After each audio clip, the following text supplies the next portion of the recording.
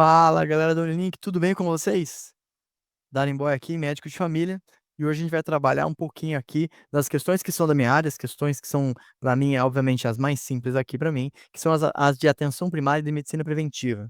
Então, o médico de família, ele é especialista em atenção primária, então, obviamente, a gente vai trabalhar o que eu sei, o que eu mais eu sei, né? Obviamente, a gente vai aprendendo várias áreas, a medicina de família acaba abordando muita coisa, mas aqui eu tô dentro do meu território e eu vou tentar trazer aqui vocês para perto de mim e a gente conversar junto sobre as questões que são questões em gerais que têm que ser acertadas, porque são questões mais fáceis aí dentro as questões que a gente tem nas provas de residência médica, muito que bem? E obviamente algumas delas, se o paciente está muito focado só na clínica, às vezes ele acaba focando tanto no caso, que ele acaba perdendo essa parte aí de prevenção, essa parte aí de como olhar o paciente com um olhar aí mais preventivo. Então vamos lá, vamos para a atenção primária, vamos ver o que a gente consegue ajudar aqui. Muito que bem. Então vamos lá para a primeira questão. Primeira questão é de Minas Gerais, PSU Minas Gerais, acesso direto. Então, a maior parte das questões sempre vai ser acesso direto, tá? Já que as residências de acesso que precisam de uma pré antes, em geral, elas vão ter perguntas mais específicas de cirurgia e tal. Então, as de acesso direto geralmente são as que ainda o cara ainda já não tem nenhuma formação prévia, ou que eles entendem que tem uma formação mais geral e, obviamente, a atenção primária tá aí dentro desse hall de, geral aí. Então vamos lá.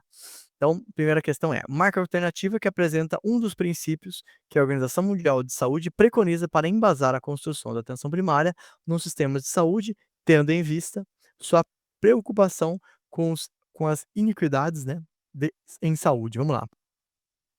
Então, a primeira, centralidade nas necessidades dos serviços e de seus profissionais. Então, não. A ideia não é centrar a necessidade do serviço, as necessidades dos serviços e de seus profissionais. A centralidade é o paciente, tá? Então tem que ser centrado na pessoa que estamos atendendo e não necessidades do serviço, porque senão muitas vezes a gente vai acabar não ajudando quem a gente poderia e vai acabar às vezes privilegiando um profissional que, poderia ter ajudado aquele paciente. Então não, a centralidade não é a centralidade no paciente, tá? Letra B. Direcionamento para assistência à saúde com ênfase em enfermidades específicas, pelo contrário. O direcionamento vai ser em prevenção, assistência e também reabilitação. Ela tem esses 3 direcionamentos, com obviamente direcionamento mais para prevenção, se possível, né, obviamente é melhor prevenir do que tratar uma doença, é melhor tratar de forma simples do que ter que fazer um grande procedimento no paciente, mas não de enfermidades específicas. Enfermidades muito específicas, muito raras, às vezes é possível da gente encaminhar. Lembre-se que a gente entende que o sistema ele tem que ter uma resolutibilidade, se possível, próximo de 80%. Ou seja, tem 20% que eu não consigo resolver na atenção primária, e tudo bem, não tem problema.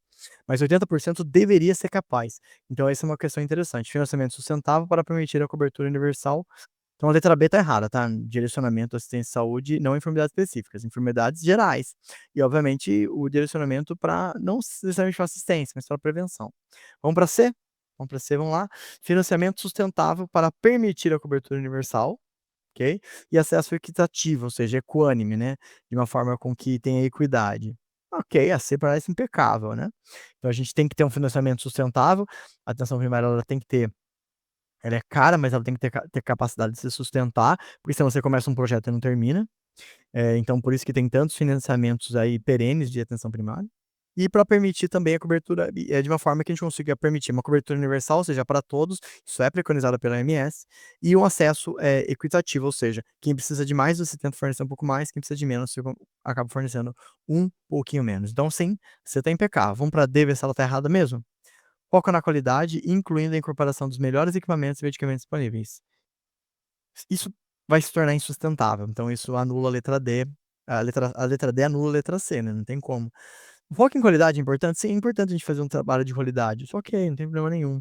Agora o problema é que isso não é incluindo os melhores equipamentos. A qualidade, ela pode ser feita às vezes com a melhor tecnologia leve, ou seja, ser capaz de explicar melhor ou dialogar melhor. Não necessariamente eu preciso fazer ter os melhores equipamentos. O que que eu vou precisar numa unidade básica? Então, por exemplo, numa unidade básica eu vou precisar guardar vacina. Eu preciso ter a melhor vacina pica a melhor geladeira de vacina pica da galáxia?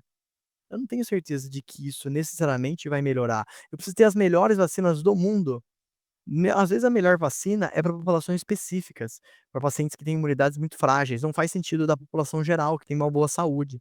Então, os melhores equipamentos ou os melhores medicamentos, não, eu preciso ter o melhor Ultra Master Blaster remédio aqui para tratar um paciente com Alzheimer. Mas assim, será que não seria melhor eu começar a ter os tratamentos mais, disponíveis para ele ali, os mais iniciais, o que ele mais vai tem chance de pegar, caso ele não consiga, aí eu passo ele para a próxima atenção, e aí os outros medicamentos podem estar disponíveis em outros locais, então nem sempre você precisa ter os melhores medicamentos disponíveis, não.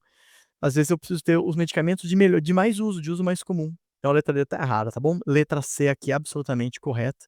Facinho, financiamento tem que ser sustentável, tem que conseguir se pagar, porque senão o projeto vai deixar de existir, e tem que ter uma cobertura universal e um acesso equitativo. Muito que bem. Então vamos para a próxima, o FS, acesso direto 2020.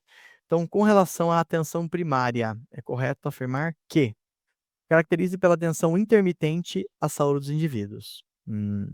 Intermitente não. Lembre-se que uma das características, né, da atenção primária, os outros atributos, é justamente a longitudinalidade, o acompanhar o paciente ao longo do tempo. E não necessariamente isso é intermitente, isso normalmente é de uma forma longitudinal, ou seja, de uma forma contínua com o paciente. Então intermitente não é uma coisa que eu afirmaria. Constitui o nível de serviço de saúde que oferece a entrada no sistema de saúde, ok, esse é o atributo da atenção primária, né, de primeiro acesso ali, para todos os novos necessidades e problemas. Tá correto. Letra B me parece bem adequada. Vamos ver se as próximas são erradas? Porque às vezes a questão tem mais de uma certa, né. É ordenada e coordenada pelos níveis secundários e terciários da atenção à saúde. Não. Quem coordena, lembre-se, a atenção primária tem os nossos atributos. O coordenador do cuidado é a atenção primária. Ah, mas o médico no terciário, o especialista pica da galáxia, professor dos professores, sabe a porra toda da doença tal que o paciente tem. Legal, ele sabe da doença. Quem sabe onde ele mora, quem sabe os outros médicos que ele acompanha, quem sabe as lutas desse paciente, mais provavelmente o agente comunitário, o médico de família e o enfermeiro que está ali. Então o médico de família, o enfermeiro de família e o agente comunitário, né, junto com o técnico, a recepcionista, a equipe ali próxima desse paciente conhece muito melhor esse paciente do que qualquer atenção secundária e primária. É por isso que a gente tem que fazer a coordenação do cuidado. Eu conheço melhor e estou mais próximo da realidade do paciente. Geralmente a gente trabalha no mesmo bairro onde o paciente mora, eu sei onde ele mora. Esse mega especialista da Pica da Galáxia, do Hospital Pica da Galáxia, não necessariamente ele está entendendo com a realidade desse paciente. Então ele não vai coordenar o cuidado. Nível terciário, nível secundário não coordena cuidado, quem coordena cuidado, quem coordena o cuidado do paciente e como o paciente tem que andar na rede é a atenção primária, muito que bem. Então ela não é ordenada e coordenada pelos níveis secundário e terciário. Teoricamente a gente vai ter uma rede, então ela não vai ter ninguém que manda, mas se alguém vai fazer a coordenação do cuidado, alguém vai organizar como esse paciente tem que andar no sistema, é a atenção primária, tá bom? Letra C incorreta. Letra D, está focada na cura ou controle das condições de maior prevalência na comunidade. Não realiza atividades de vigilância. Errado. Vigilância em saúde é feita sim pela atenção primária. A vigilância em saúde hoje em dia ela é feita por todos os níveis, por necessidade, né. Então todos os níveis quando atende uma doença tem que obviamente notificar, sendo que a atenção primária é quem mais fornece dados, já que ela tem entrada na comunidade. Então ela é quem vai ajudar, por exemplo, a gente conseguir entender se esse paciente teve, por exemplo, muitas diarreias e passou horas na unidade básica, de repente esse médico que vai pensar em indicar para vigilância que: "Ó, tô achando que tem uma questão de contaminação onde esse paciente mora, né, atendi tantas pessoas desse bairro que tiveram isso, todos na mesma rua". Então, a vigilância, em saúde ela é realizada, né, primeiro isso a gente realiza atividades de vigilância em saúde, até a ideia da gente ir na casa dos pacientes, hoje em dia tem pelo programa do Saúde com a Gente, é justamente ir na casa, ver como é que o paciente está de pressão, diabetes, e isso é uma forma de vigilância em saúde, tá. Então saber como é que estão os níveis do paciente. Então sim, a gente tá realizando atividades de vigilância em saúde. E não tá focado só na cura, tá na prevenção também, né. A cura é um foco, cura, reabilitação, mas também em questões aí de prevenção. Óbvio, existe sim, ela está focada no controle de condições de maior prevalência? Sim, com certeza. Maior prevalência é o que a gente mais vai focar, mas, isso não quer dizer que a gente vai focar só na cura e no controle dessas. A gente também pode atender outras doenças menos comuns, mas que ainda a gente consegue ter um nível de resolutividade, combinados? Muito bem essa questão. Então letra B constitui o nível de serviço de acesso que oferece a entrada no sistema para todas as novas necessidades e problemas de saúde. Então, perfeito, isso aí tá corretíssimo. A próxima também de acesso direto 2018, da Estado do Rio Grande do Norte, assim se dita: assinale a alternativa correta, tá correta, acerca dos núcleos de atenção à saúde da família, NASF. Não existe mais o NASF, essa questão é antiga, agora a gente tem, um outro núcleo, então, aqui é interessante porque a gente também consegue atualizar algumas coisas para vocês. Então a ideia aqui, a gente foi substituir o programa, por um novo programa então, não sei se vocês conhecem o eMulti. Então provavelmente vocês aí que estão agora aí, atualizadíssimos, né, sempre aqui próximo da gente da Unilink, vocês têm noção que o eMulti é uma nova forma de manter a equipe multiprofissional próximo aí. Então o antigo NASF, entre aspas, ele virou aí o nosso, eMulti. Então é a portaria 472/2023, 472/2023. Então essa é a portaria nova, podem dar uma lida, vale a pena. Ela é um pouco diferente do NASF em algumas questões, então, mas aqui então eu vou entender vamos ler da seguinte forma, tá? Pra ficar mais fácil, pra ajudar na questão. Assinando a alternativa correta acerca do eMulti criado para apoiar e fortalecer a estabilização da família. Se tiver alguma diferença, eu já aproveito e trabalho com vocês. Então vamos lá. Aqui ele vai falar: "O NASF constitui, a porta de entrada do sistema de saúde para priorizar a atenção primária". Então o eMulti, assim como o nosso NASF, ele não vai se caracterizar por a gente ter uma ideia nesse de: "Ah, a gente vai então fazer uma porta de entrada", não, ele era um apoio à equipe, né, então ele fazia com que a equipe de saúde da família ficasse um pouquinho melhor. E aí, a gente tem os tipos de equipe, tá, mas aqui não faz muito sentido você dizer que é a porta de entrada. A porta de entrada é o PCF, é o ESF, a Estratégia de Saúde da Família, o Posto de Saúde da Família, não é o NASF. O NASF é o núcleo de apoio, o eMulti é a equipe multiprofissional de apoio também, né, de atenção primária. Então ele está apoiando, ele não está fazendo aí o ideia do NASF, tá, a ideia de a porta de acesso. Normalmente é o contrário, para você acessar o NASF, você vai ter que primeiro acessar a sua equipe, e a equipe pode encaminhar, obviamente, aí a equipe do PSF pode indicar para pedir apoio para o NASF. Muito que bem. B, o NASF 1 deverá ser composto por, no mínimo, 5 profissionais de nível superior. Tá, o eMulti ele tem obviamente suas diferenças, ele não vai se colocar dessa forma o tipo um tipo 2 ele vai se dividir em eMulti ampliada, eMulti complementar e a nossa eMulti, estratégica, então ele vai ser um pouquinho diferente. Mas, aí só para a gente conseguir deixar de uma forma mais simples para vocês, de fato as modalidades de equipe na época, elas eram por carga horária de profissionais, né, e sim, a gente tinha aí um mínimo de profissionais que iam entrar.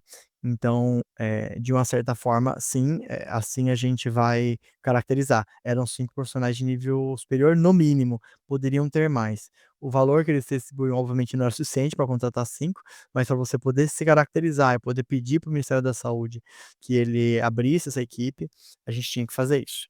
O NASF2 pode ser composto pelos seguintes profissionais: médico, acupunturista, assistente social, professor de educação física, farmacêutico, fisioterapeuta, fonoaudiólogo, médico ginecologista, não lembro de entrar médico ginecologista, médico homeopata, nutricionista, pediatra também não lembro de entrar. Não, pediatra entrava, psicólogo, psiquiatra entrava e terapeuta ocupacional.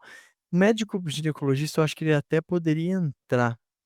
Mas eu acho que não dessa forma. No NASF 2, se não me engano, tinha uma diferença, porque o NASF 2 não era qualquer profissional. Se não me engano, essa modalidade que ele está descrevendo é um pouco diferente. Eu acho que ele está querendo descrever aqui, não é do tipo NASF 2, tá. Então tá errado a letra C. Letra B até agora é a correta. Essa questão não vai mais aparecer pra gente dessa forma, tá, porque Nasty não existe mais, então mas de qualquer forma é bom dar uma lida na portaria que eu citei, pra vocês darem uma olhadinha aí, como que a gente tem que lidar aí com a eMulti, que agora é o que pode cair provavelmente, tá. E aí por fim, somente os municípios que tenham densidade populacional abaixo de 10.000 habitantes por quilômetro quadrado, de acordo com a a Fundação do Instituto Brasileiro de Geografia, o IBGE, no ano base 2007, poderão implementar o NASF. Não, isso mudou. Isso não era dessa forma já no ano dessa questão aí, tá, então isso mudou, isso não é dessa forma. Apenas para que vocês saibam sobre as modalidades, acho que isso é importante, hoje a ideia da atenção do eMulti, ele agora, tem os tipos para serem financiados para a parte do CAPS, mas o eMulti ele é um pouquinho diferente, tá. Então, na verdade, no fundo, ele vai tentar fazer ele tem um mínimo, obviamente, né, entre multi, complementar e estratégica. A estratégia é só R$ 12.000, 24.000 para complementar e 36.000 para ampliada. Então, o secretário de saúde sempre tem que estar, pensando nisso. Se ele for capaz de oferecer alguma coisa remota, ele ainda ganha mais 2.500 mensais, né. E aí, obviamente, a portaria ela tem alguns critérios aí para a gente conseguir ampliar mais.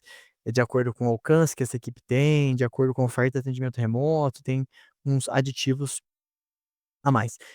De qualquer forma, essa equipe então, ela é dada pela portaria 635 de 2023. Então é uma lei do ano passado, ela é bastante recente. E a ideia dela é justamente conseguir fazer uma troca pelo NAS de uma forma mais, melhor assim, né, mais entendido. A equipe multi, a única questão é que agora ela tem que ser vinculado, a mais equipes, né, então ela é um pouco mais ampliada. E tem uma carga horária de equipe também ampliada. Então, a ideia da equipe, por exemplo, vou pegar aqui a menor que é a equipe multi, ela tem que estar vinculada entre uma a 4 equipes, e ela tem que comprar no mínimo 100 horas, semanais por equipe. Obviamente a carga horária da equipe com mais de 40 horas na mesma profissional. Então, você não pode fazer com que uma equipe tenha mais de 40 horas atribuídas à mesma equipe, à mesma equipe PSF. Teoricamente, você tem que dividir melhor isso. Então, são 100 horas semanais, você vai acabar dividindo em geral entre 3 equipes. Se for pensar por exemplo, numa ESF multi ampliada, né, uma multi ampliada, pô, uma equipe uma multi ampliada era gigantesca, é no mínimo 10 equipes, 12 de 10 a 12, né, e aí, sim, uma série de profissionais e, no mínimo 300 horas semanais, 300 horas semanais, não é nem mensal, tá. E obviamente não pode ter mais de 120 horas, na mesma semana, ou da mesma categoria de especialidade, né, então você não pode ter muitos profissionais repetidos, né, que façam mais de 120 horas. E aí ela pode ser atribuída à equipe de saúde da família ou outras equipes, consultório de rua, atenção primária, que é uma modalidade nova, né, 2019, saúde de família ribeirinha. Então aqui tô tentando dar para vocês aqui um en passant aqui sobre o que que é o NASF, perdão, sobre o que é o Emult, até hoje eu confundo isso. O que que é o Emult, e é interessante vocês verem. A portaria ela não é longa, tá, ela é uma portaria curta, e é uma portaria que vale a pena a gente levar até os conselhos municipais de saúde, porque infelizmente a gente não tem, tido isso aderido em todas as prefeituras, então tem muitas prefeituras que ainda não conseguiram aderir. Então vale a pena entrar em contato aí, no seu conselho municipal e trazer isso para perto, ainda mais se você for de uma cidade em que a atenção primária é forte, isso aqui ajuda pra caramba a construir uma atenção primária forte. Então a letra B aqui era correta, mas lei a lei, tá diferente, isso aqui hoje em dia estaria diferente, né, não é mais antigamente era por número de profissionais, tinha horas limites, ainda tem, mas tá diferente do que era no NASF 1, vale a pena ler a portaria que eu citei, tá bom? Então, mas muito que bem, mas é importante, eu trouxe essa questão até por causa disso mesmo, pra gente ver como às vezes a gente faz uma questão antiga e ela não bate mais com a realidade, tá bom. Então é importante, mas é importante atualizar, e aí quem que atualiza melhor que você do que ninguém? Bom, a Unilink, a Unilink tá sempre aqui pra te atualizar. Muito que bem, vamos então pra questão 11. Então a questão 11 assim assinale a alternativa que, completa corretamente a frase abaixo. Então a frase é a seguinte: "Uma das características da atenção primária é o cuidado médico ocorrer, em um contexto comunitário, de fácil acesso e baixa prevalência de doenças, com a re com regra ge como regra geral. Isso implica que", então, o que ele fala é uma afirmação. Característica da atenção primária é um cuidado médico ocorrer em um contexto comunitário, de fácil acesso e baixa prevalência. Isso implica em, e aí vamos às propostas, valores preditivos negativos e positivos dos testes diagnósticos na APS são igualmente altos em relação aos ambientes de cuidados especializados. Não. No cuidado especializado, o paciente já passou pelo filtro de atenção primária. Então a tendência é que os testes lá deem muito mais verdadeiros positivos do que falsos negativos. Já a atenção primária é muito mais comum um verdadeiro negativo do que um falso, e menos comum falsos positivos. Então é mais comum que a gente tenha verdadeiros negativos, tá. Então isso é muito mais comum, até porque a gente tem pacientes aí com doenças, como ele mesmo falou, com baixa prevalência de doenças. Ou seja, o paciente muitas vezes vem, ele acha que ele tá com anemia. Você examina ele e já tem dúvida, você solicita o exame e confirma que não.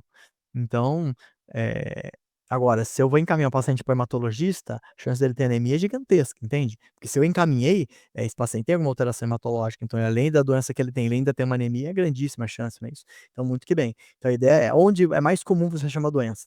Na adição primária ou adição secundária? Pô, com certeza no ambiente especializado é mais comum o paciente estar doente.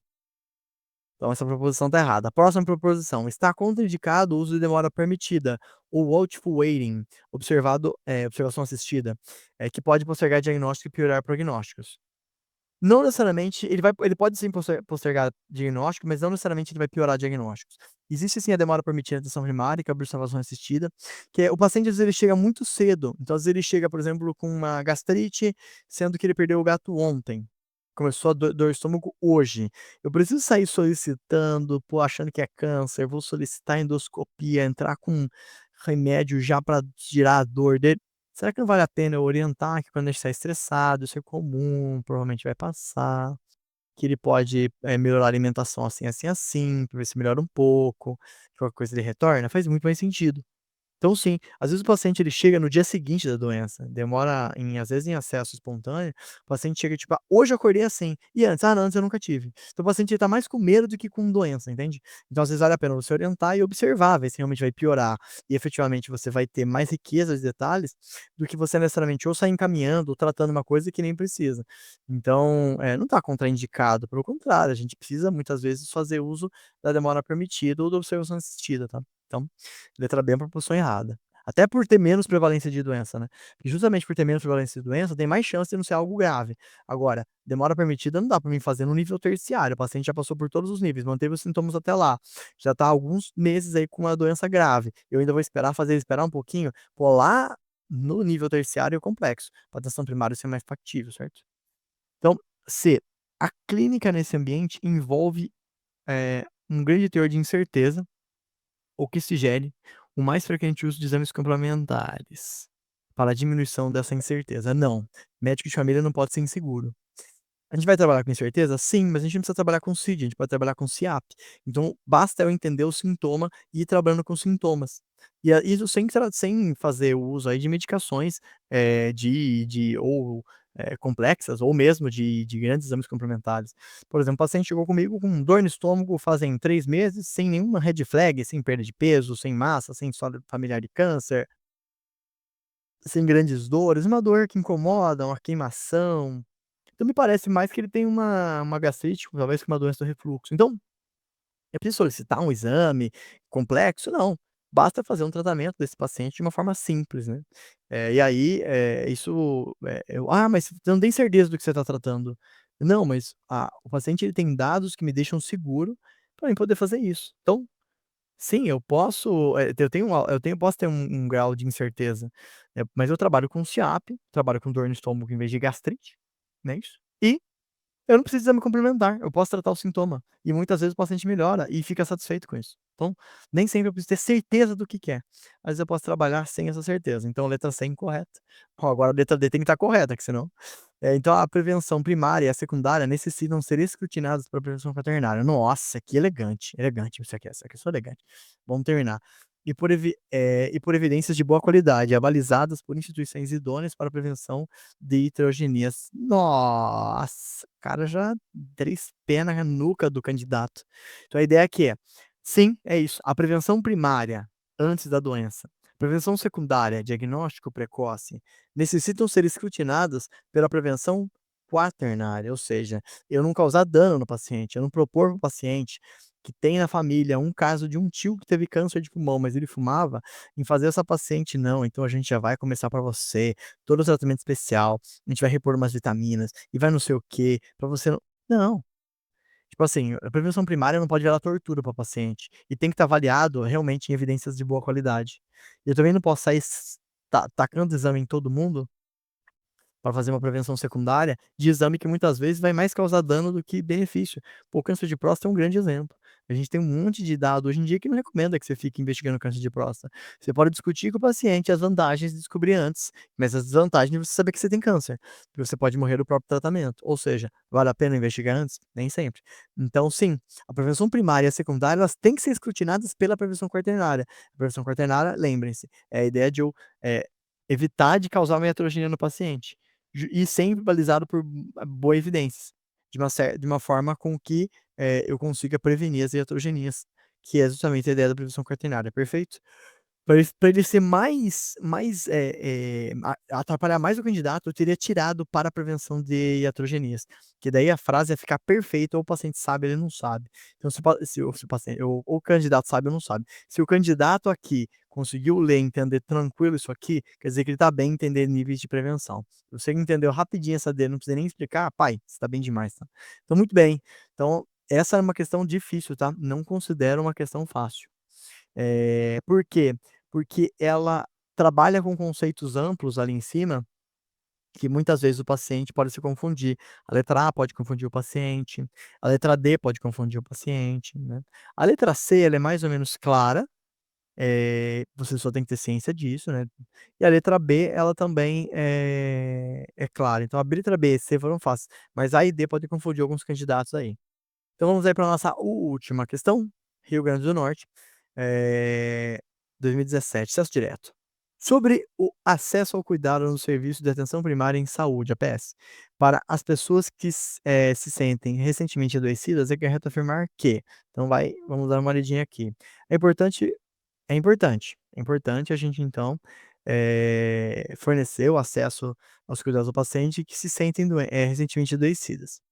Mas as atividades preventivas e promocionais são mais ainda, devendo haver reserva de vagas e agendas para crônicos, crianças e puericultura e gestantes. Não, não, não, não, não, não, não, não, não. Não, eu não consigo dizer que é menos importante. É igualmente importante. A gente pode reservar em comunidades que têm muitas crianças, têm muitos gestantes, para elas não ficarem com dificuldade de acesso, a gente pode reservar, mas hoje em dia não é o preconizado não, tá?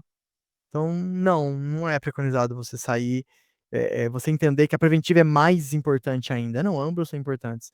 Tanto você fazer o atendimento de um paciente que está doente, ou seja, fazer uma medida curativa, tanto preventiva, ambas são importantes.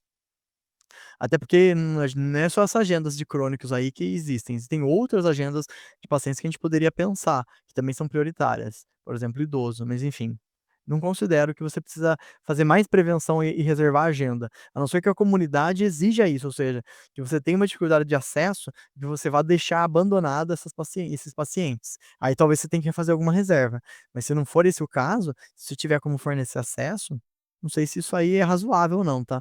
Que não é mais importante, é mais a ideia de não abandonar um paciente. E muitas vezes você consegue com agendas de enfermeiro mais médico, você consegue fazer isso bem redondo, tá. Letra B, é um atributo essencial da atenção primária, fazer os cuidados do serviço fazer integralidade, né, cuidado do serviço de saúde de pacientes recentemente, adoecidos é integralidade. Então é um atributo essencial? Integralidade é um atributo essencial. E deve ser rápidos, com certeza, o quanto mais rápido possível é melhor para o paciente. E com longitudinalidade para pessoas adstritas. Sim, tudo certo. Ou seja, manter o acompanhamento das pessoas que estão no meu território. Perfeito, é isso. A letra B tá certa. Falou com muitas palavras diferentes, mas tá certo. Letra C. Deve ser viabilizado em até uma semana o atendimento de pessoa por um membro da equipe de saúde da família de referência. Esse negócio de prazo não existe, tá? A parte dos manuais não fica dando o X semanas, porque isso depende do paciente. O paciente sofreu violência doméstica, eu vou deixar uma semana ele em casa ainda? O paciente foi estuprado, eu vou deixar ela aí uma semana aí, não vou coletar nenhum material? O paciente tá com infarto, eu vou viabilizar só em uma semana? Então o ideal é a triagem acontecer no dia. "Ah, mas Ari, não tem mais vaga com médico". O médico não resolve tudo. Então o paciente precisa ser avaliado por um agente comunitário, por um enfermeiro, que ouçam esse paciente, um técnico de enfermagem, pelo recepcionista, por alguém que ouça esse paciente e entenda o quanto isso é grave. Porque não é tipo assim: "Ah, preciso passar com o médico, eu não tô me sentindo bem". "Ah, ó, tá, vou agendar aqui pra você semana que vem, pode ser?". Será? O paciente tá com dor no peito agora, ele vai infartar, semana que vem ele tá morto.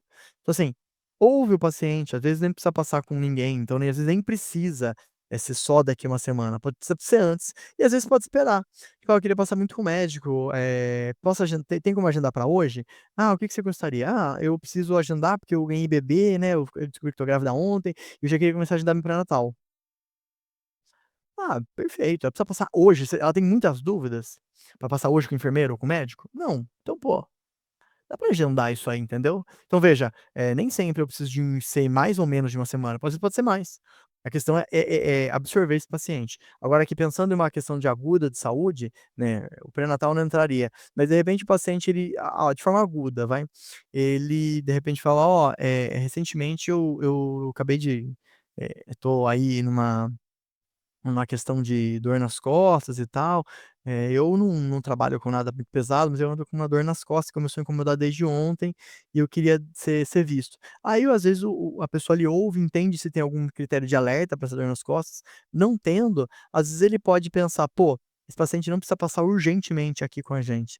E a gente às vezes, vai deixar essa vaga para outro paciente, orienta o paciente que vai assim agendar uma vaga para daqui 2 semanas, mas que se ele tiver com muita dor, que ele pode ir no pronto-socorro. "Ah, mas a atenção primária não é a porta preferencial?". Sim, a porta preferencial, só que muitas vezes eu tô com mais vagas, menos vagas do que pacientes. Então eu posso entender aí que nem sempre precisa ser em uma semana.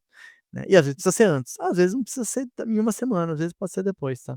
Normalmente esses quadros agudos a gente prefere jogar pra dentro do sistema da atenção primária. Eu prefiro atender dor nas costas comigo do que com o médico da emergência, mas, é obviamente que dependendo de como tiver isso. Se for um caso agudo ou de pequena urgência, a pessoa deve ser encaminhada às unidades de pronto atendimento. Não, como eu falei, eu prefiro que seja o certo é absorver. A gente não vai absorver se a gente não conseguir. Se a gente não conseguir, até ok, mas se eu conseguir, é melhor eu absorver. Então, um caso agudo, é pequena urgência, manda pra UPA, a UPA tá lá pra isso. Sim, mas a UPA vai fazer bem feito? Pô, vou dar um caso claro agora, né, aproveitando esses minutinhos finais. Veja só, eu peguei um paciente esses dias, que ele passou no pronto-socorro, e esse meu pacientinho, ele tinha, ele estava com laringite, né, ele estava com rouquidão, ele queixava de rouquidão. "Ah, tô com dor de garganta, tô ficando meio rouco". Que entenderam que era? Laringite. Passou no primeiro médico, laringite. Remédio, laringite. Segundo médico: "Ah, laringite alérgica, antialérgico, tchau". Terceiro médico: "Ah, isso aí é infecção, antibiótico". Até perguntei: "Ah, mas teve pus, teve febre?". Ele: "Não, não tive". "Então você tomou anti-inflamatório, antialérgico, 2 antibióticos?". "Isso". A pessoa poderia ter vindo comigo, e sabe o que que eu descobri? É porque tem essa diferença, eu vou continuar atendendo a diferença do médico do pronto-socorro e do médico da atenção primária, já percebeu a diferença? Eu trabalho nos 2. Sabe qual é a diferença? É que em um, eu tô ali pra tirar pra ter certeza que o paciente tá numa emergência, se ele não tiver, é fazer um tratamento fácil para o paciente, não vou fazer grandes investigações. Porque esse paciente não é meu, ele não me pertence, ele não é meu paciente distrito, ele é distrito de uma unidade básica de algum médico, ele vai passar com esse médico em breve. Ele tá passando comigo só porque ele não conseguiu vaga com aquele cara, então nesse momento eu vou apenas tirar ele da urgência se ele estiver. Esse paciente, ele estava com refluxo, ele estava com uma laringite sim, por refluxo. Passou com 3 médicos, 4 na verdade, e nenhum deles fez esse diagnóstico. São ruins esses médicos? Não, ele passou no pronto-socorro. Então, nem sempre um caso agudo tem que ir pra lá, pelo contrário, eu poderia ter resolvido esse paciente muito mais facilmente, porque eu ia pensar: "Pô, estranho esse paciente aí, hein". Eu ia fazer mais algumas perguntinhas, por quê? Porque esse paciente é meu, vai voltar comigo constantemente. E o tempo que eu tenho numa no no na unidade básica, muitas vezes é maior que no pronto-socorro, né, numa unidade básica bem estruturada, né. Então é um pouco disso. Então se for um caso agudo ou de pequena urgência, a pessoa tem que ser encaminhada pra unidade de pronto atendimento? Não. Melhor que fique na unidade. Caso a unidade esteja realmente com superlotação de vagas, não vá dar conta, aí tudo bem. Mas a ideia é, se possível, uma população adstrita numa quantidade razoável, uma população que tem uma equipe que tem uma boa triagem, um médico, um enfermeiro, um agente comunitário bem articulado, pô, dá tranquilamente pra fazer muita coisa ali de urgência, de uma forma que eu não precise mandar esse paciente pra UPA, porque até porque muitas vezes esse paciente vai ser melhor visto pela gente, tá bom? Então, letra B, sim, fazer o atendimento integral do paciente é atributo essencial da atenção primária e deve ser rápido, se possível, com longitudinalidade das pessoas adstritas, ou seja, se a pessoa não é da minha comunidade, ela só passou ali para um atendimento, eu só faço atendimento e libero ele, mas eu não vou fazer acompanhamento longitudinal. Agora, se ele é da minha meu paciente é distrito, né, da minha comunidade, aí sim, eu vou usar da longitudinalidade para com esse paciente. Belezinha, galera? Então, vejam que as questões aqui não foram tão simples, mas foram bem interessantes, deu para trabalhar muito bem os assuntos. Espero que tenham gostado. Fica aqui com a gente com o link, que a gente tem sempre aí uma boa aula, uma boa explicação para vocês, tá bom? Até mais, um abraço e link.